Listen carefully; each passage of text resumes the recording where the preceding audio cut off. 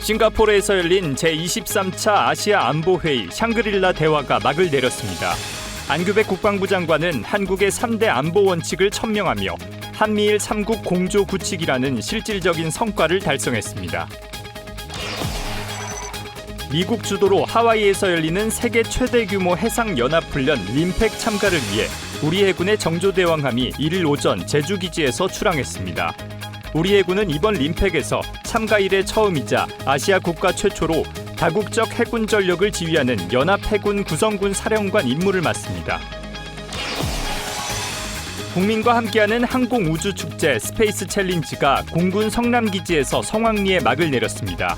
행사장을 찾은 시민들은 우리 공군의 에어쇼를 비롯해 다채로운 프로그램을 온몸으로 만끽했습니다.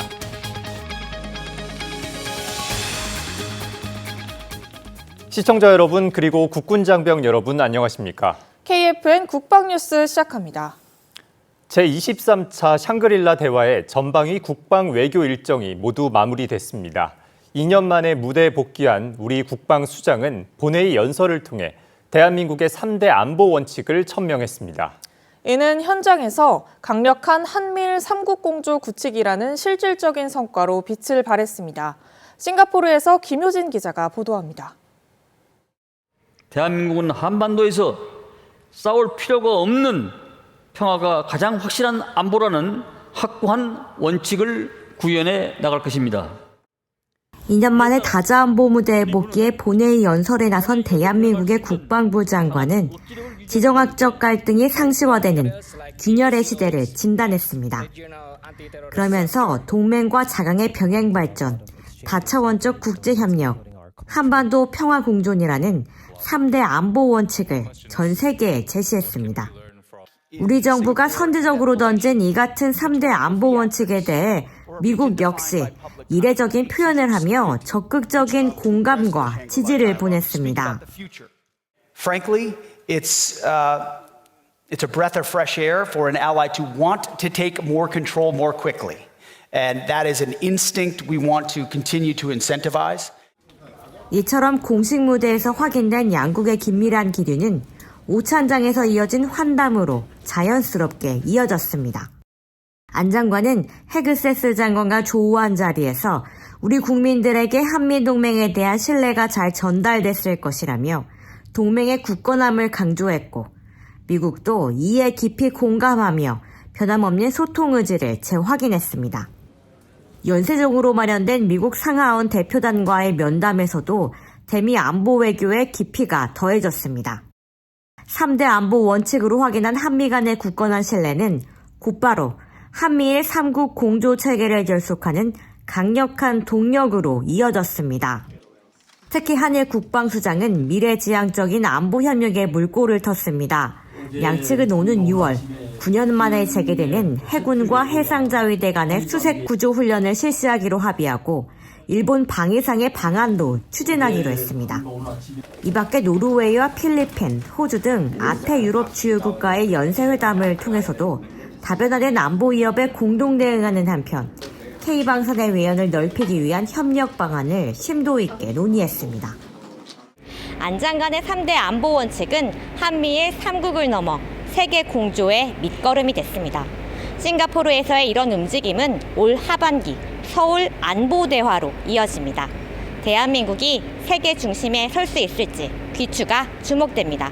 싱가포르에서 국방뉴스 김효진입니다. 앞서 보셨듯이 이번 외교 무대에서는 수많은 안보 이벤트가 진행됐습니다. 안 장관은 빽빽한 일정 속에서도 30일과 31일 연이어 취재진과의 스탠딩 인터뷰를 자청하며 핵심 안보 현안을 가감없이 공개했습니다. 김효진 기자의 보도입니다.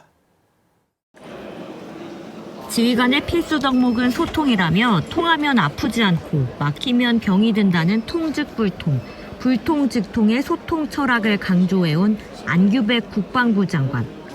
샹그릴라 대화의 숨가쁜 일정 속에서 안 장관은 국민과 소통하기 위해 언론과 적극적으로 마주했습니다. 특히 전작권 전환과 핵추진 잠수함 도입, 그리고 한일 국방 교류라는 세 가지 핵심 현안을 거듭 언급하며 우리 군의 확고한 입장을 직접 설명했습니다. 실제로 안 장관은 한미일 국방수장을 만나고 다른 일정으로 이동하는 찰나의 순간 돌발 인터뷰를 자처해 헤그세스 미 전쟁부 장관이 한미동맹 역량을 언급한 것을 높이 평가하며 한미 간의 두터운 신뢰를 재확인했습니다.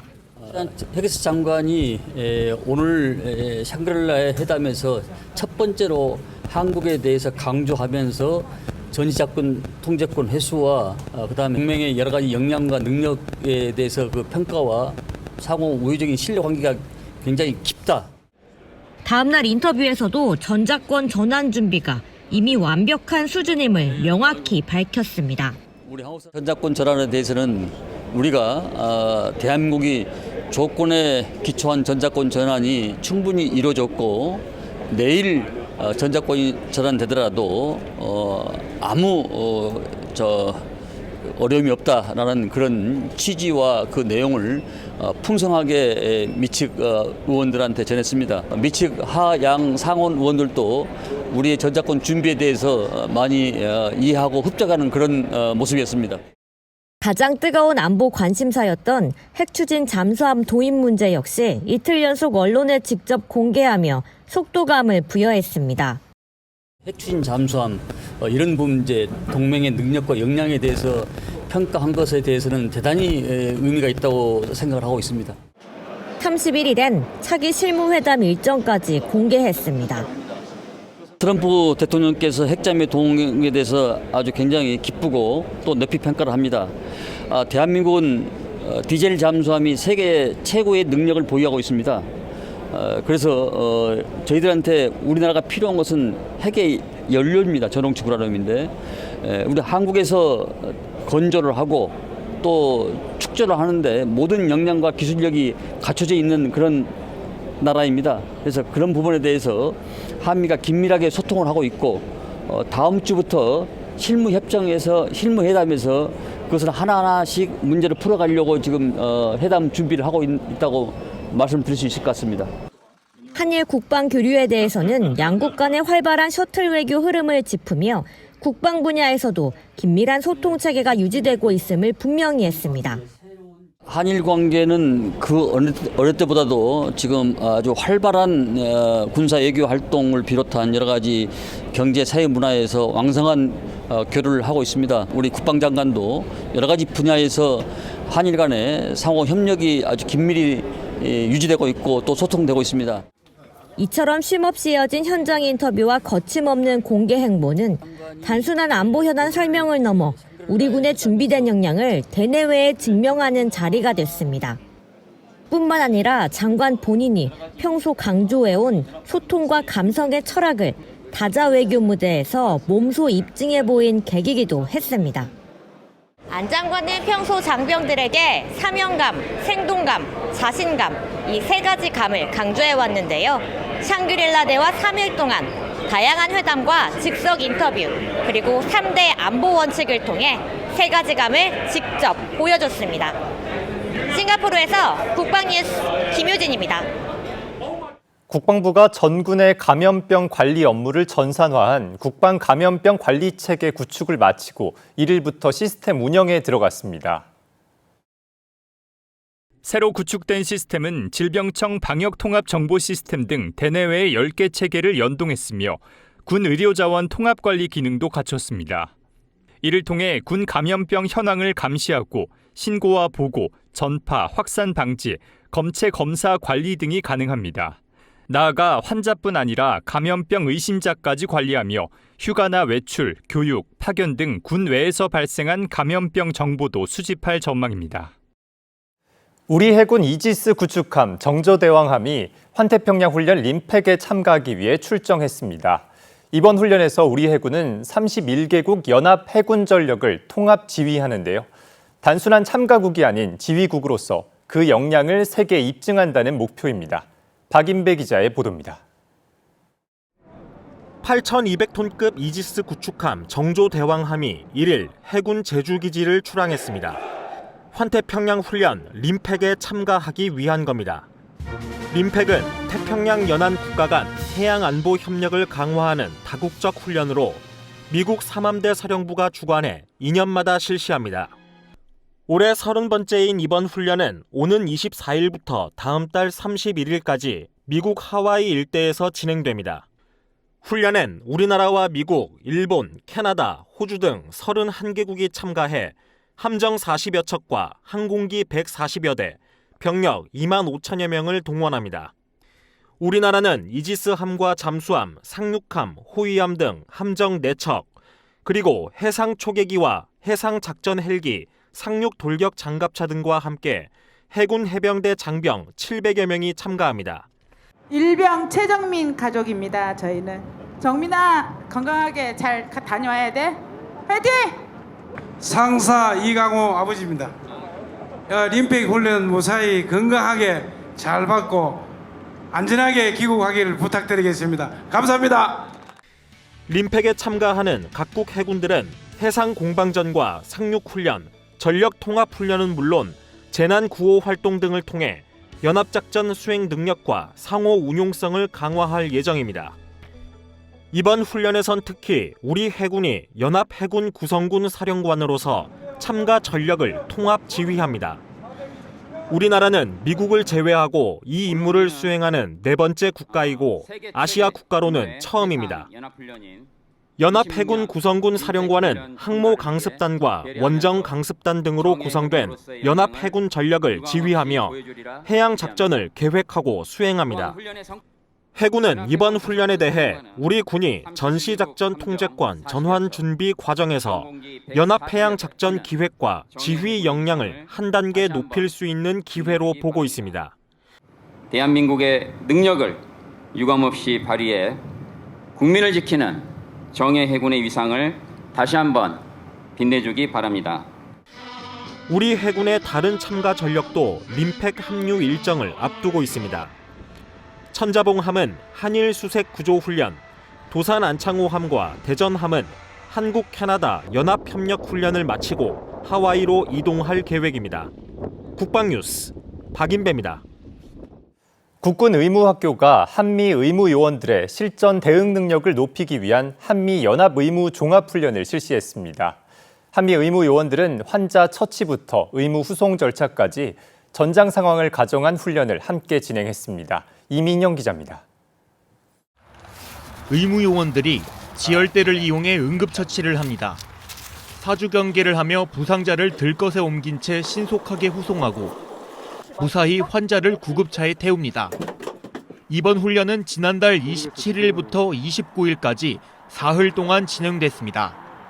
참가자들은 환자 후송과 기본 외상 처치, 의무 전술 등 실제 전장 상황에서 필요한 행동화 과제를 중점적으로 배웠습니다.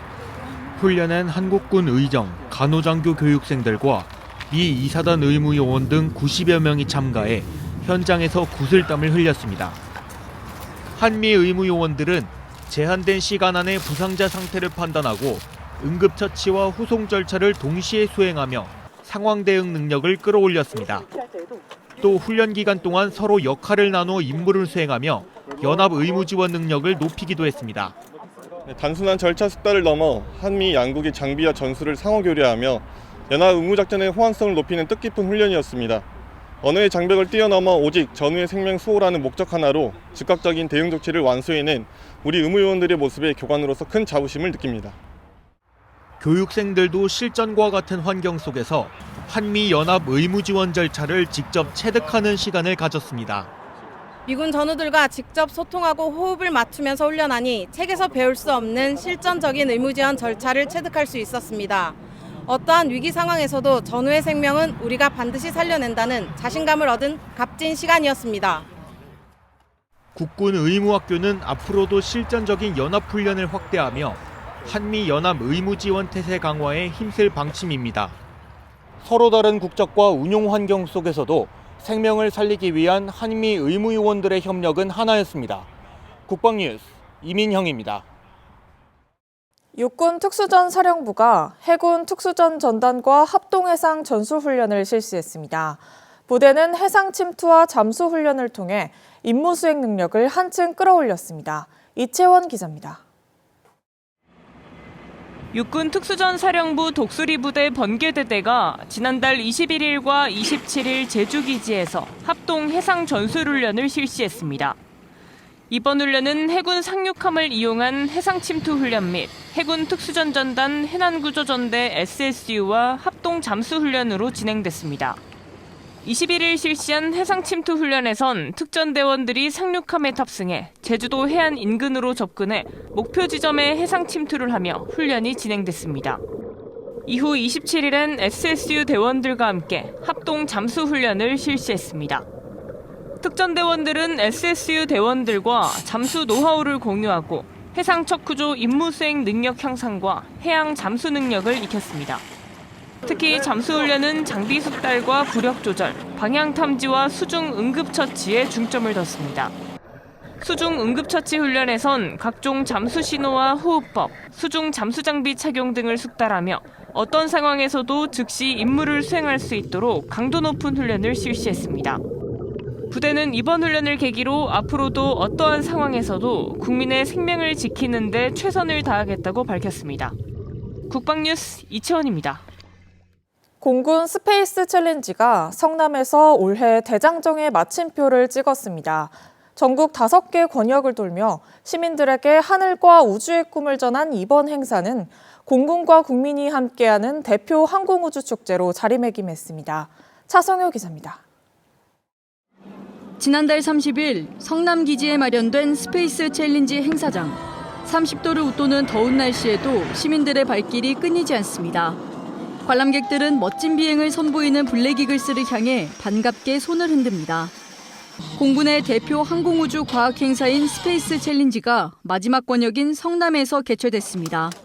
앞서 공군은 4월 원주를 시작으로 대구와 광주, 충주에서 스페이스 챌린지를 개최하며 더욱 많은 시민이 공군을 가까이에서 느낄 수 있도록 자리를 마련했습니다. 한국 우주의 꿈과 도전 정신을 전하는 의미를 담고 있는 행사는 2024년부터 지역 에어쇼 형태로 진행돼 국민 누구나 참여 가능한 행사로 발돋움했습니다. 블랙이글스 특수 비행을 저도 좋아하고 아들이 좋아하는데 매번 볼 때마다 너무 웅장하고 좋습니다. 특히 오늘 날씨가 너무 더운데 전투기의 굉음이 더위를 싹 날려주는 것 같았어요. 이번 행사는 공연과 전시, 체험 프로그램이 결합된 자리로 블랙이글스의 특수비행을 비롯해 공군 의장대 시연, 주요 항공전력 전시 등 다양한 볼거리로 관람객의 관심을 이끌었습니다.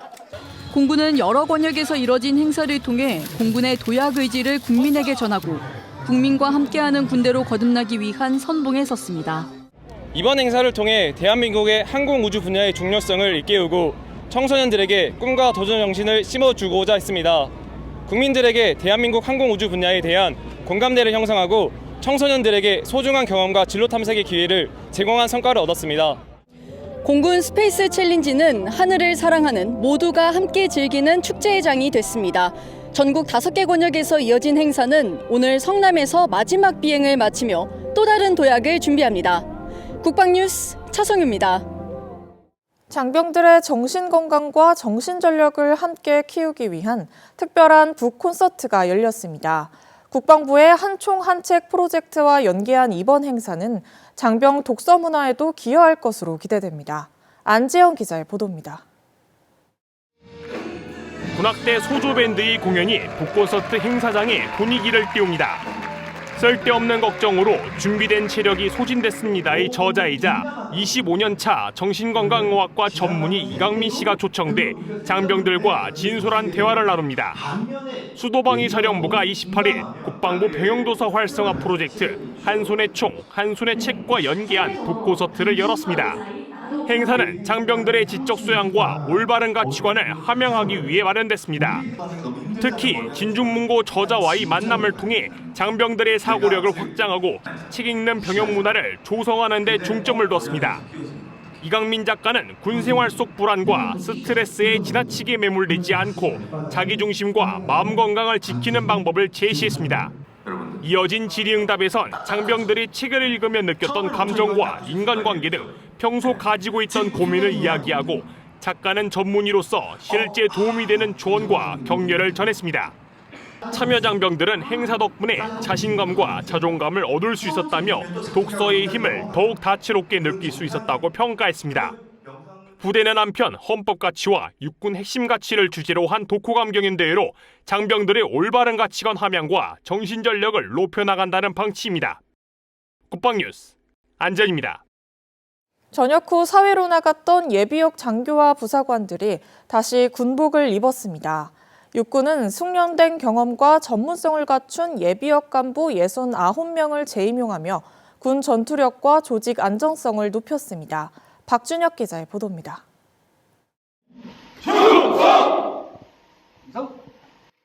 재임용자의 경례가 계룡대 대강당에 울려 퍼집니다. 한때 군복을 벗었던 예비역 장교와 부사관들이 다시 현역으로 복귀하는 순간입니다. 육군 인사사령부는 28일 계룡대 대강당에서 26-1기 예비역의 현역 재임용 임관식을 개최했습니다. 이번에 임관한 인원은 장교 14명과 부사관 55명, 모두 69명입니다. 재임관자와 가족, 사령부 관계자 등 180여 명이 참석해 이들의 새로운 출발을 축하했습니다. 예비역의 현역 재임용 제도는 전역 후 6년이 지나지 않은 예비역 장교와 부사관 가운데 우수 인원을 다시 현역으로 선발하는 제도입니다. 군 복무 경험과 조직 이해도를 갖춘 인재를 다시 군전력으로 활용한다는 점에서 의미가 있습니다. 이번 재임용자 가운데 이주혁 대위는 부사관으로 임관한 뒤 장교로 다시 복무했고 전역 이후 이번 임용을 통해 다시 군 생활을 이어가게 됐습니다. 국가가 저에게 준 두 번째 기회인 만큼 군과 병과 발전을 위하여 헌신과 최선을 다하겠습니다. 김광수 대위는 가족의 응원 속에 다시 군복을 입으며 새로운 출발을 다짐했습니다. 재임용해서 열심히 다녔으면 좋겠고 다치지 않았으면 좋겠습니다. 부대는 재임관자들이 실무 경험과 조직 이해도를 갖춘 만큼 부대 전투력 향상과 조직 안정에 큰 힘이 될 것이라고 강조했습니다. 육군은 앞으로도 복무 여건 개선과 경력 개발 지원을 통해 우수 인재가 군에서 역량을 발휘할 수 있는 여건을 만들어갈 계획입니다. 국방뉴스 박준혁입니다. 이어서 오늘의 국방단신 전해드립니다. 주일석 해병대 사령관이 미 해병대 사령부의 공식 초청으로 오는 7일까지 미국 워싱턴 DC를 방문합니다. 이번 방미 기간 주사령관은 에릭 스미스 미국 해병대 사령관과 벤자민 왓슨 미 해병대 교육훈련 사령관 등 주요 지휘관들과 대담을 가집니다. 이를 통해 양국 해병대 간 연합훈련과 인적 교류 등 군사 협력을 강화해 나간다는 계획입니다.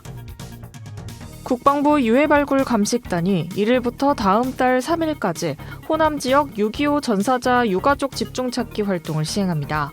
이번 집중찾기는 국군 전사자 1,440여 명의 유가족을 찾는 것을 목표로 광주광역시와 전라남도, 전북특별자치도 내 41개 시군구 및 경상남도 통영시 욕지면에서 실시합니다.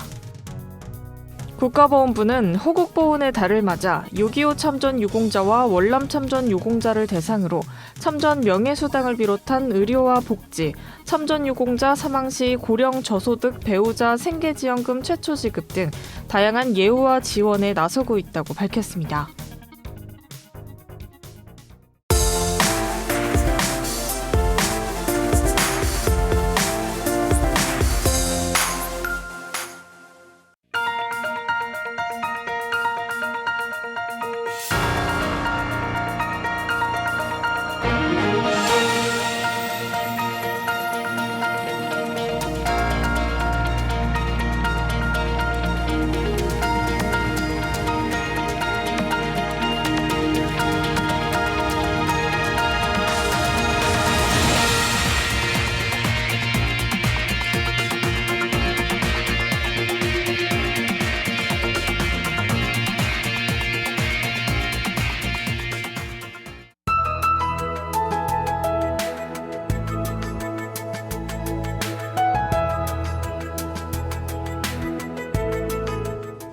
기상정보입니다.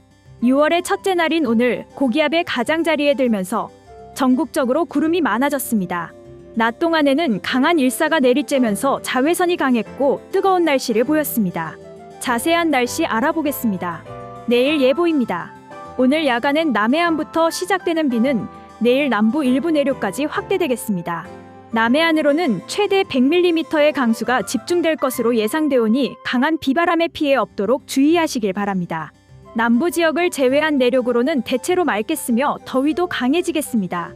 내일 아침 최저기온은 서울 19도, 원주는 15도로 예상되며 한낮 최고기온은 서울 33도, 원주는 34도로 예상됩니다.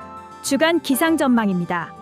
다음 주 초반까지도 고기압의 영향으로 대체로 맑은 날씨가 이어질 것으로 예상되는 가운데 내일까지 6호 태풍 장미의 영향을 받으면서 남부 지역을 중심으로 비가 내리겠습니다. 이후 구름이 많은 가운데 소나기가 내리는 날씨가 예상됩니다.